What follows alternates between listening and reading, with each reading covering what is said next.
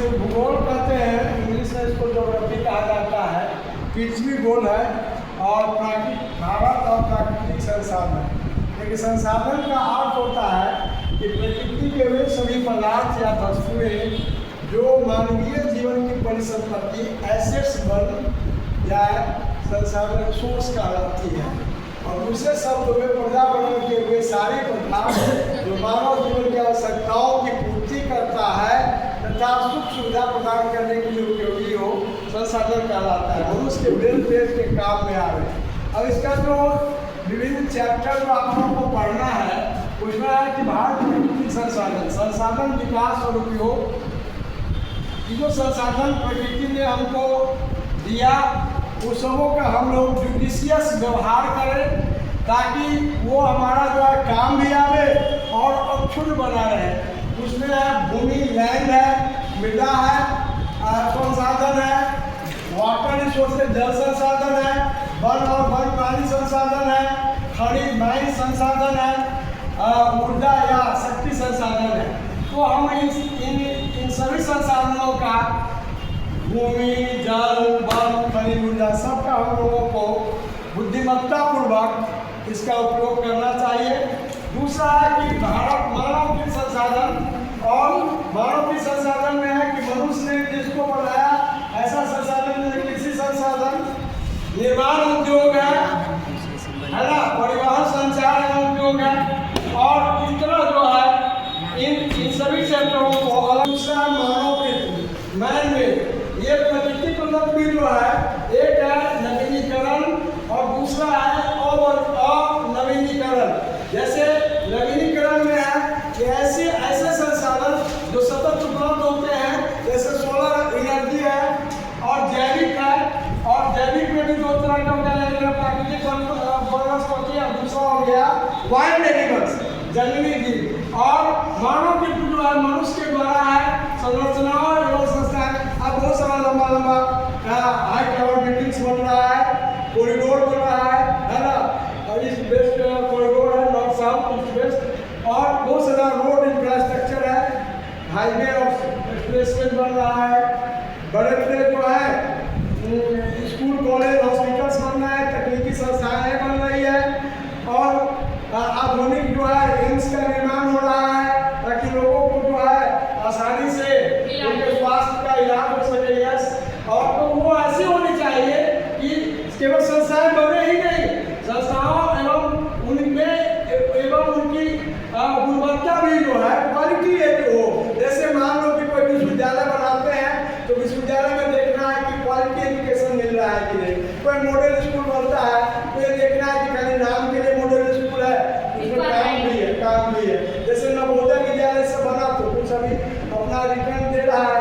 शुरू में जो है आपको सेंट्रल स्कूल बना तो जब हम तो वो भी आपको क्या कर रहा था कि अच्छा अपना इनपुट दे रहा था समाज को।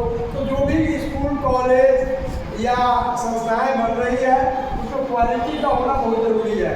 क्वालिटी हर क्षेत्र में, चाहे वो ट्रांसपोर्ट के क्षेत्र में हो, स्वास्थ्य के क्षेत्र में हो, शिक्षा के क्षेत्र में हो, सभी क्षेत्रों में क्वालिटी का बड़ा महत्व है, क्योंकि हर आदमी क्वालिटी की पूजा करता है।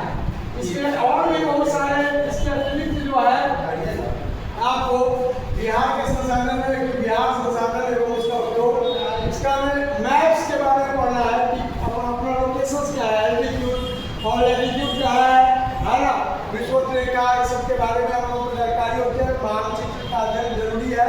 आपदा प्राकृतिक संकट और आपदा प्रबंधन, ये जो डिजास्टर मैनेजमेंट है वो बहुत ही इम्पोर्टेंट है, क्योंकि जब सब चीज डिजास्टर कहते हैं तो दो तरह का, एक जो प्राकृतिक प्रदत्त है और एक मानव के द्वारा भी है। आजकल बहुत सारे देखिएगा साइक्लोन आता है, भूकंप आता है ना, भूस्खलन होता है, और जो बहुत सारा अभी टोटल नागपुर में धनबाद में क्या जमीन धंस रहा है, अचानक धंस जाता है, बाढ़ आता है बहुत ज़्यादा।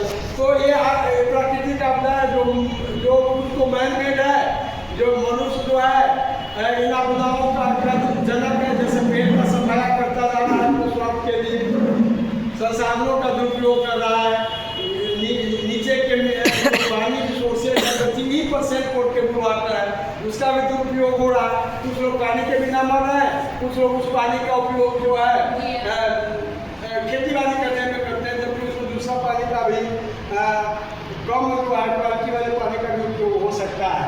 तो हम लोगों को क्या है कि संसाधनों का उपयोग जो है जुडिशियसली करना चाहिए। इसीलिए सुप्रीम कोर्ट के बहुत बड़े जज ने कहा था 1995 महाराजन को कि उसमें मानव संसाधन जो है, खासकर जो पढ़ा लिखा संसाधन व्यक्ति है, उसका वो एक एसेट हो जाता है। तुम भी कल एसेट हो जाओगे। अभी तो तुम अपने परिवार के एसेट हो, कल तुम अपने गांव के एसेट हो जाओगे अगर अच्छा शिक्षा ग्रहण करते हो। और कुछ दिनों के बाद तुम जो है पूरे राज्य के एसेट हो जाओगे, तुम पूरे देश के एसेट हो जाओगे, तुम कुछ दिनों के बाद जो है विदेश के एसेट हो जाओगे। और इस तरह एक ही आदमी जो अपने अंदर छिपी हुई हिडन एनर्जी को पहचान लेता है और उसका सदुपयोग करता है, वो बहुत आगे बढ़ जाता है। और एक ही आदमी जो अपने अंदर की ऊर्जाओं का दुरुपयोग करता है, उसका अंत हो जाता है, उसका अंत ही बड़ा बुरा होता है। जैसा कि आप देख भी रहे हैं आए दिनों में, कभी लोग शिखर पर आता है और कभी गर्त में चला जाता है। और कोई आदमी को सामान्य जमीन पर चल रहा था, वो कभी शिखर पर पहुंच जाता है। तो ये जो चक्र है, प्रकृति का चक्र है, चलता रहता है। अभी कुछ दिनों से जो है इंटरनेशनल जो हम लोगों का जो बना है, उसमें देखिए कि तेल संकट हो रहा है, गैस की संकटें हो रही है। और सुप्रीम कोर्ट के जज ने कहा था कि सबसे बड़ा एसेट जो है वो क्या है, मनुष्य जाति है। मनुष्य जो है वो सबसे बड़ा एसेट है, इसीलिए मनुष्य का सदुपयोग होना चाहिए। आज आप देखिएगा हर एक चौक चौराहे पर लोग काम के लिए बैठे रहते हैं, उनको काम नहीं मिलता है। ऐसा नहीं है वो काम नहीं करना चाहते, वो काम करना चाहते हैं, लेकिन लोगों के पास पेइंग कैपेसिटी ही नहीं है कि उनको उनका हुआ यूटिलाइज कर सके, क्योंकि आर्थिक इसके लिए अर्थ चाहिए जिसका बहुत अभाव है। सरकार भी लोन लेकर सारा डेवलपमेंट करा रही है। तो वो देखना चाहिए, जो भी इस एजेंसी में लगे हुए लोग हैं उनको लोन का एक पैसा का ध्यान रखना चाहिए कि वह जो है लोगों के विकास के लिए हो।